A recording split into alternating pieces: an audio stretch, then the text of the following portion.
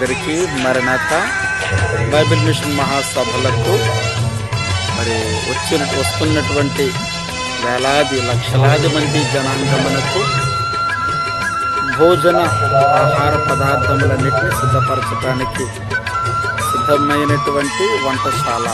ఇదంతయు వంటశాల, ఎవరికి లోటు అనేది లేకుండా రాకుండా చేయడానికి ఇంతగా సిద్ధపడి ఉన్నది. అందరికీ మరణాత.